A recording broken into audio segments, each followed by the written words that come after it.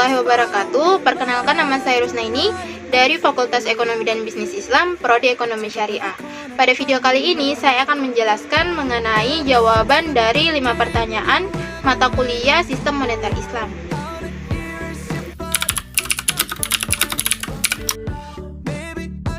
Yang dimaksud dengan teori permintaan uang dalam ekonomi Islam adalah jumlah uang yang diminta oleh masyarakat untuk 3 tujuan meminta uang, yaitu tujuan transaksi, tujuan berjaga-jaga, dan tujuan spekulasi.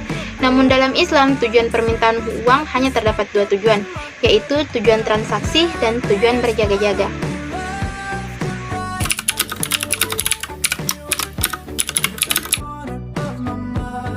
Konsep struktur dan kebijakan moneter dalam ekonomi Islam.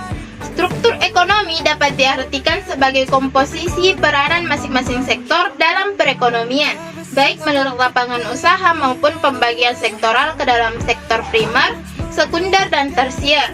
Kebijakan moneter dapat digolongkan menjadi 2, yaitu kebijakan moneter ekspansif dan kebijakan moneter kontraktif. Yang pertama, kebijakan moneter ekspansif. Kebijakan moneter ekspansif adalah suatu kebijakan dalam rangka menambah jumlah uang yang beredar. Kebijakan ini dilakukan untuk mengatasi pengangguran dan meningkatkan daya beli masyarakat pada saat perekonomian mengalami resesi atau depresi.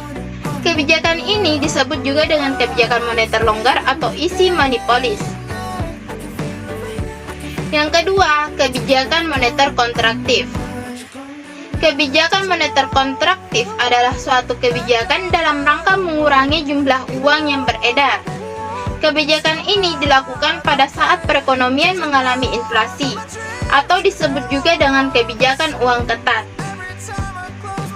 Dalam buku Introduction to Islamic Economy, Theory and Application oleh Hasan Askari, Samir Iqbal Abbas menyebutkan bahwa penting untuk dicatat bahwa kebijakan moneter bertindak secara tidak langsung, dalam arti kebijakan moneter bergantung pada sektor perbankan untuk menambah atau mengurangi pinjaman ke sektor swasta, dan pada sektor swasta untuk bertindak dengan cara yang diharapkan oleh otoritas moneter.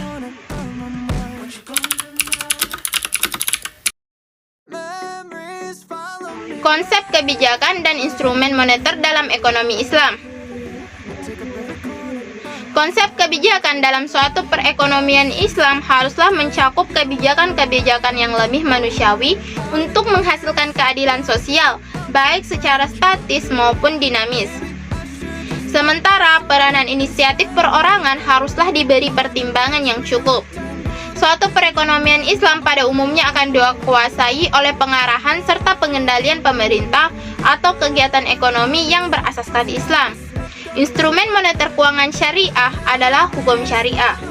Hampir semua instrumen moneter pelaksanaan kebijakan moneter konvensional maupun surat berharga yang menjadi andalnya mengandung unsur bunga.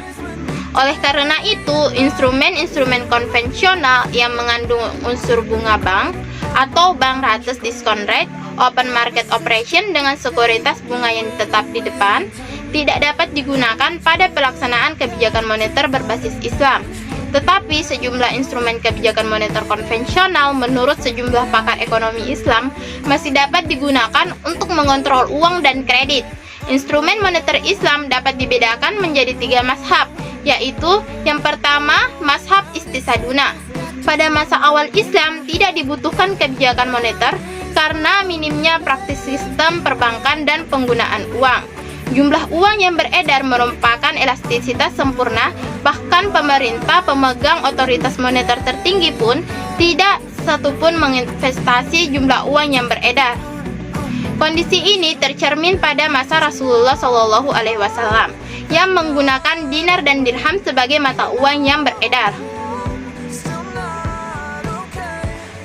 Yang kedua, mazhab mainstream atau pemaksimalan sumber daya yang tersedia, yang dimana berpendapat bahwa dana bisa digunakan untuk kegiatan perekonomian sesuai manfaatnya dengan menggunakan bagian, yakni pengaruh besar kecilnya permintaan uang sesuai atas pengalokasian pada peningkatannya produktivitas perekonomian secara menyeluruh. Yang ketiga, mazhab alternatif. Holdry menjabarkan kebijakan moneter melalui suratic process, yakni suatu kebijakan yang diperoleh oleh otoritas moneter merupakan hasil dari kesepakatan sebelumnya dengan otoritas sektor real. Hal ini bertujuan agar terciptanya harmonisasi antara kebijakan moneter dengan sektor real.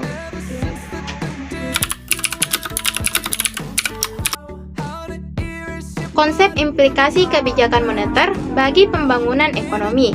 Implikasi atau dampak pembangunan yang dihasilkan dari kebijakan moneter mungkin dapat dibagi ke dalam dua kategori yang luas. Yang pertama, dampak pembangunan ekonomi yang dihasilkan dan terjadi akibat dari kebijakan moneter yang dilaksanakan dengan tanpa tindakan-tindakan aktif yang ditunjukkan untuk pertumbuhan dan pembangunan ekonomi. Yang kedua, dampak pembangunan ekonomi yang dihasilkan dan terjadi akibat dari kebijakan moneter yang dilaksanakan dengan tindakan-tindakan aktif yang ditujukan untuk mengatasi fluktuasi ekonomi dan pertumbuhan, serta pembangunan ekonomi dengan menggunakan perianti-perianti kebijakan moneter.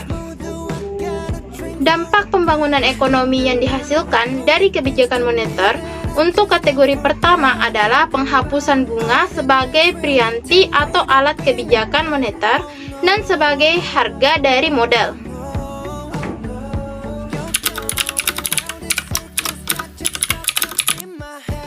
Mengenai jurnal yang Bapak berikan yang berjudul Kerangka Kerja Kebijakan Moneter dalam Islam, di mana terdapat 4 pokok pembahasan, yaitu yang pertama, bagaimana sasaran kebijakan moneter dalam Islam; kedua, bagaimana strategi kebijakan moneter dalam Islam; ketiga, bagaimana transmisi kebijakan moneter dalam Islam; dan keempat, apa saja instrumen kebijakan moneter dalam perspektif Islam. Yang pertama, sasaran kebijakan moneter dalam Islam. Pelaksanaan kebijakan moneter Islam pada dasarnya harus selaras dengan pencapaian sasaran dari sistem ekonomi dalam Islam, yakni kesejahteraan dunia dan akhirat, di mana target utama dari kebijakan moneter dalam ekonomi Islam terdiri dari 3 bagian, yaitu yang pertama, tenaga kerja penuh dan pertumbuhan ekonomi; kedua, keadilan sosioekonomi serta kemerataan penyaluran pendapatan dan kekayaan; ketiga, stabilitas nilai uang. Yang kedua, strategi kebijakan moneter Islam. Praktik kebijakan moneter dalam dua financial system juga menimbulkan pertanyaan mengenai bagaimana otoritas moneter menentukan arah, strategi, dan instrumen kebijakan moneternya. Ketiga, transmisi kebijakan moneter dalam Islam. Selain transmisi kebijakan moneter konvensional yang sudah lebih awal berlaku di berbagai negara di dunia, saat ini berkembang pula kajian mengenai mekanisme transmisi kebijakan moneter Islam. Yang keempat, instrumen kebijakan moneter dalam perspektif Islam. Pada sistem ekonomi dalam Islam, selain mempertimbangkan target kebijakan, perumusan dan penentuan instrumen moneter tentu harus mempertimbangkan strategi yang sesuai dengan prinsip dan aturan Islam, di mana instrumen moneter Islam dapat dibedakan berdasarkan 3 mazhab, yaitu yang pertama, mazhab istisabuna; yang kedua, mazhab mainstream; dan ketiga, mazhab alternatif. Baik, itulah tadi jawaban dari tugas final dari mata kuliah Sistem Moneter Islam.